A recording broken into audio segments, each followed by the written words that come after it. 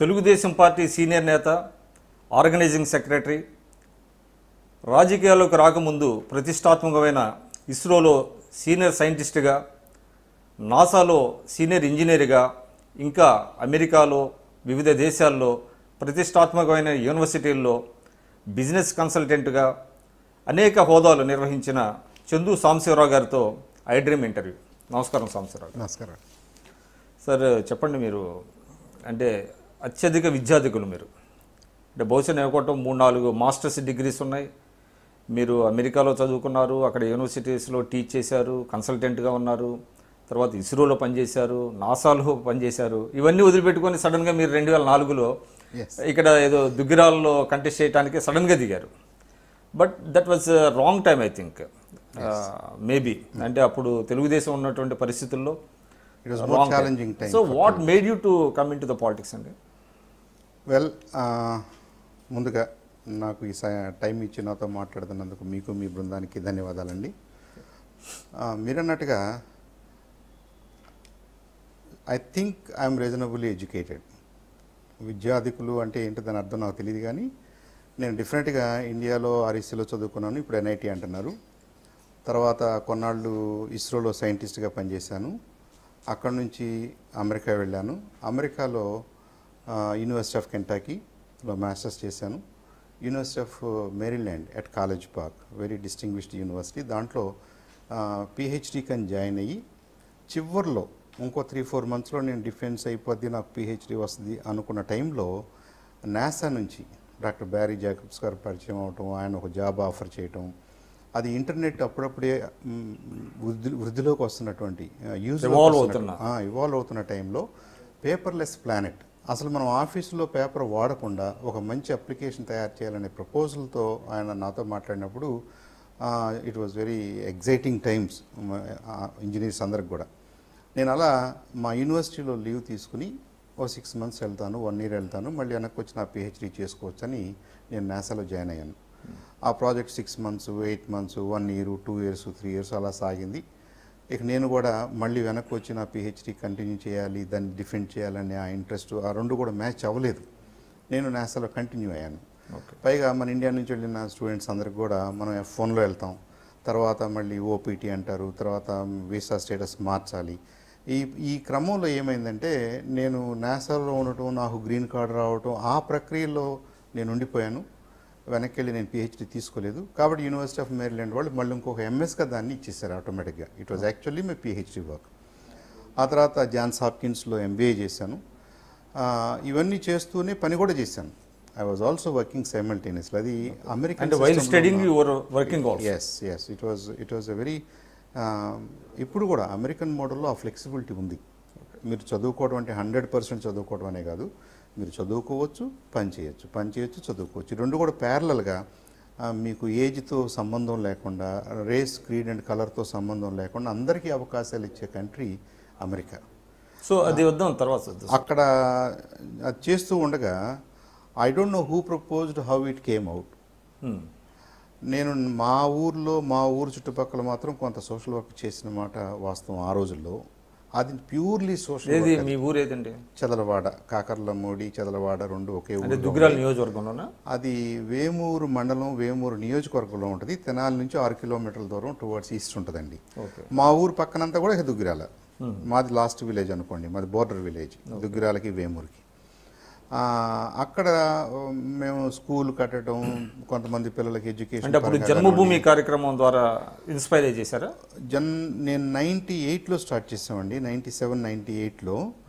అప్పటికి జన్మభూమి కార్యక్రమం కూడా జరుగుతుంది. అయితే నేను జన్మభూమితో ఇన్వాల్వ్ కాకుండా, గవర్నమెంట్తో సంబంధం లేకుండా 100% నా పర్సనల్ ఇంట్రెస్ట్ తోటి చేశాను. ఆనెస్ట్లీ స్పీకింగ్, నేను గవర్నమెంట్లో ఇలాంటి జరుగుతుంది కాబట్టి దాంతో టీమప్ అనేది కాకుండా, మా ఊరికి లేదు కాబట్టి మా చుట్టుపక్కల 5-6 ఊర్లకి హై స్కూల్. అంటే అప్పుడు అంటే చంద్రబాబు నాయుడు గారు ఒక కాల్ ఇచ్చారు, అది కూడా ఎన్ఆర్ఐస్ అందరూ వచ్చి చేయాలి అనేటువంటి, అది కూడా జరుగుతుంది. నేను దానికి రెస్పాండ్ అయ్యానని నేను చెప్పలేను, కానీ డెఫినెట్గా నేను ఆ టైంలో it was a similar, you wanted to give it something back to our village.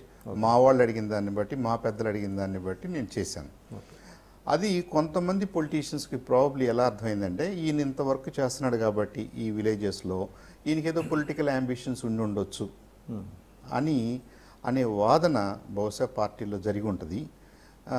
Party జరిగింది, కొంతమంది పెద్దలు నాతో మాట్లాడటం జరిగింది. నేను లేదండి, చిన్నపిల్లలు, నాకు కెరీర్ బాగుంది, I'm a sympathiser, I love NT Ramarao గారు, చంద్రబాబు నాయుడు గారు అంటే నాకు ఇష్టం, తెలుగుదేశం పార్టీకి నేను మద్దతుదాడిని, బట్ డైరెక్ట్గా నేనే పాలిటిక్స్లోకి రావాలని నేను ఎప్పుడు అనుకోలేదు అని నేను బాగా హెసిటేట్ చేశాను. హెసిటేట్ చేసిన తర్వాత I think towards the end మా మామగారు దొరసాంగ్ గారు రేపల్లో ఉంటారు, he has been a politician. ఆయన 40-50 సంవత్సరాల నుంచి కూడా ఆ ఏరియాలో is recognised politician, good track ఉన్న పొలిటీషియన్. నాన్ కాంగ్రెస్ ఆయన కాంగ్రెస్లో ఉన్నారు, తెలుగుదేశం అంటే ఆ టైంని బట్టి, ఒకప్పుడు అంతా కాంగ్రెసే కాబట్టి ఆ టైంలో కాంగ్రెస్లో ఉన్నారు, తర్వాత టీడీపీ మద్దతుదారుగా ఉన్నారు. ఆయన ఏమన్నారంటే, పెద్ద ఆయన సీఎం గారు అవకాశం ఇస్తారు అని అనుకుంటే it's not A bad idea, మీరు ఇంతవరకు చేస్తుంది ప్రొఫెషనల్ వర్క్, ఇప్పుడు ఇది సోషల్ వర్క్ లేదా political work, this is more challenging, much more challenging, మీరు చేస్తేనే బాగుంటుందని ఎంకరేజ్ చేశాడు ఆయన. సో అలా లాస్ట్ మినిట్ డెసిషన్గా 2004 ఎలక్షన్స్కి ముందు నేను రావటం, పార్టీ పెద్దలతో మాట్లాడటం, బాబు గారు నాకు అవకాశం ఇవ్వటం, కంటెస్ట్ చేయటం, ఇవన్నీ జరిగిపోయినాయి. ఇదంతా ఒక రకంగా ఏంటంటే వితౌట్ మచ్ ప్రిపరేషన్ జరిగిపోయింది. నేను ఇక్కడ కంటెస్ట్ చేయాలి అని ఒక రైట్ అది it was more spontaneous for other reasons than my preparedness. నేను ప్రిపేర్ అయ్యి ఉన్నానని నేను అనుకోవట్లేదు. It was also difficult time, పొలిటికల్గా డిఫికల్ట్ టైం. తెలుగుదేశం పార్టీ కూడా అంతకుముందు 9 years 10 years అధికారంలో ఉండటం, ఎంత చేసినా కానీ మీకు యాక్సెప్టెన్స్ రాలేదా నియోజకవర్గంలో? నాకు యాక్సెప్టెన్స్ కంటే కూడా మా గుంటూరు వరకే నేను మాట్లాడితే అప్పట్లో 19 నియోజకవర్గాలు ఉండేవి. మేము పొన్నూరు తప్ప మిగతా అన్నీ కూడా it was a difficult time, అన్ని వీ లాస్ట్ ఎవ్రీథింగ్, అంటే 18 out of 19. కాబట్టి అదేదో నాకు నా క్యాండిడేచర్ మీద తీర్పు అని నేను అనుకోవడం కంటే కూడా ఓవరాల్గానే కొంత ఆ పరిస్థితులు అలా ఉన్నాయి. It was very difficult time overall పార్టీకి. అంటే ఇంక్యుమెన్సీ జరిగింది తర్వాత. ఆ విషయం మీకు తెలీదా? అంటే మీరు అమెరికాలో ఉంటుందని తెలుసు. అంటే జనరల్ నాలెడ్జ్ పాయింట్ ఆఫ్ వ్యూలో 9 సంవత్సరాలుగా మీరు ఎంత పని చేసినా, ఎంత బాగా చేసినా, చంద్రబాబు నాయుడు గారు ఎంత కష్టపడినా, ఎంత విజనరీ లీడర్ అయినా, it's natural, it's after all డెమోక్రసీస్లో అది ఒక ప్రక్రియ, అది మార్పు అనేది. So it was difficult for Telugu Desam because it was going for the third time. అయినప్పటికీ బాబు గారి మీద ఉన్న నమ్మకం, ఆయన చేసిన పనులు గుర్తిస్తారు, డెవలప్మెంట్ని ప్రాతిపదికగా చేసుకుని ఆయన ముందుకెళ్తున్నాడు కాబట్టి ప్రజలు దాన్ని గుర్తిస్తారు, ఆనర్ చేస్తారు అనే నమ్మకం ఉంది ఒక పక్కన. కాబట్టి మనం మీ క్యాండిడేచర్ని ఇంపోజ్ చేశారు అనేటువంటి ఒక విమర్శ కూడా అప్పుడు వినపడిందండి. ఉండి ఉండొచ్చు, అది న్యాచురల్గా. ఎవరికంటే అక్కడ పనిచేసిన వాళ్ళకి, కార్యకర్తలకు కానివ్వండి, నాయకులకు కానివ్వండి, సిస్టంలో ఉన్న వాళ్ళు మాకు అవకాశం రావాలని కోరుకోవటం is 100% that's common, that's natural. దాన్ని మనం ఆనర్ చేయాలి. ఆ రోజునున్న పరిస్థితుల్లో పార్టీ నిర్ణయం ప్రకారం నేను వచ్చానే కానీ నేనుగా ఎవరిని అప్సెట్ చేయడానికి రాలేదు. నాకు నిజంగా ఇక్కడ ఉన్న లీడర్స్ కూడా తెలియదు. నాకు ఇప్పుడు మీకు వ్యతిరేకమనో ఆయనకు కాదు. సహకరించారా మీకు అప్పుడు? చేశారు. కార్యకర్తలు బాగా సహకరించారు, నాయకుల కంటే. లీడర్స్ ఎవరి పనిలో వాళ్ళు ఉన్నారు. వాళ్ళు సహకరించిన దానికంటే కూడా ఇప్పుడు మనం అసెంబ్లీ రేస్లో ఉన్నాము, పార్లమెంట్ రేస్లో ఉన్నాము, సైమల్టేనియస్గా ఎలక్షన్స్ జరుగుతున్నాయి. దాదాపుగా జిల్లాలో ఉన్న అందరు నాయకులు అదే పనిలో ఉన్నారు. కానీ ఒకటండి, అంటే అప్పటి వరకు దుగ్గిరాల కూడా actually it's not a strong bastion for TDP, Telugudesam party. Yes, did you realise that one? అది మాకు తెలుసు, ఎందుకంటే 1983లో ఫస్ట్ టైం శివరామకృష్ణ రెడ్డి గారు గెలవటం, ఆ తర్వాత ఆయన నాదెండ్ల బాసురావు గారి క్యాంపు అటువైపు జరగటం, ఇక అప్పటి నుంచి కన్సిస్టెంట్గా తెలుగుదేశం పార్టీ ఓడిపోతూనే వస్తుంది అక్కడ. అయితే నాకున్న అప్పుడున్న ఆ లిమిటెడ్ అవగాహన, లేదా నాకు చెప్పిన మా అడ్వైజర్స్ పెద్దల అవగాహన ఏంటంటే, కొత్త క్యాండిడేట్ అయ్యి ఉంటే కొంత ఉపయోగం ఉంటుంది, కొంత అవకాశాలు మెరుగయ్యే ఛాన్స్ ఉంది. ఎందుకంటే అంతకుముందు 2 సార్లు కూడా చాలా నేరుగా కీర్తిశేషులు ఈ మధ్య ఇదయ్యారు, కడారి కోటేశ్వర గారు, ఆయన చాలా నేరుగా ఓడిపోవడం జరిగింది. వెంకటరెడ్డి గారు గెలిచారు. గుదిబండ వెంకటరెడ్డి గారు గెలవడం, ఆయన కూడా ఈజ్ నో మోర్ నౌ. ఈ ఫైట్ ఎలా అంటే చాలా నేరోగా జరుగుతుంది. 1500, 500 ఓట్ల తేడాతో ఓడిపోవడం అనేది 2 సార్లు కూడా is a very close call. ఇప్పుడు క్యాండిడేట్ మారటం వల్ల క్యాండిడేట్ ప్రొఫైల్ని బట్టి కానీ, అక్కడ లోకల్గా ఉన్నటువంటి చుట్టరికాలు సంబంధాలని బట్టి కానీ కొంత ఉపయోగం జరిగే అవకాశం ఉంటుంది. మన మీద యాంటీ ఇంక్యుబెన్సీ ఏమీ ఉండదు, మన మీద వ్యతిరేకత ఉండదు అనే ఉద్దేశంతో పార్టీ డెసిషన్ తీసుకుని ఉండొచ్చు. ఆ టైంలో మీరు గమనిస్తే చాలామంది కొత్త వాళ్ళకి అవకాశాలు ఇచ్చారు.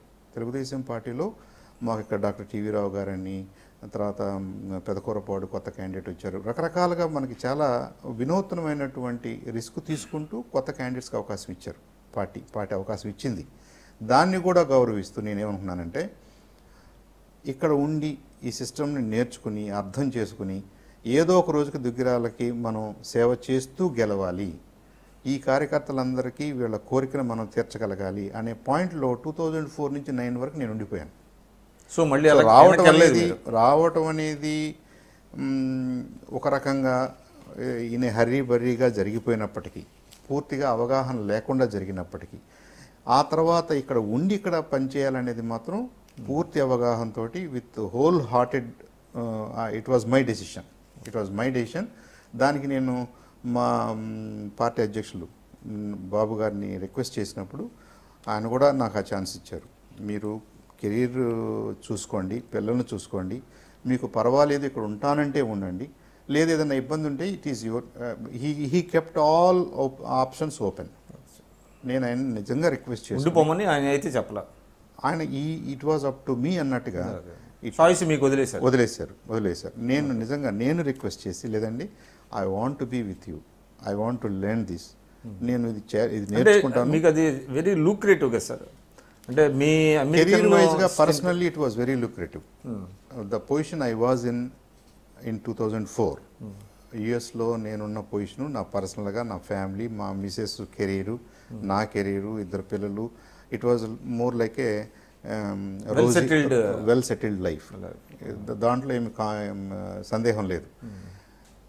దానికంటే కూడా the purpose is a larger purpose అని నాకు అనిపించింది. అంతేనంటారా, లేకపోతే దట్ ఈజ్ ఇచ్ అంటారు చూసారా, అటువంటి పొలిటికల్ ఇచ్ ఏమన్నా ఉంటుందేమో. అది కూడా నిజంగా నేను I think about it a lot.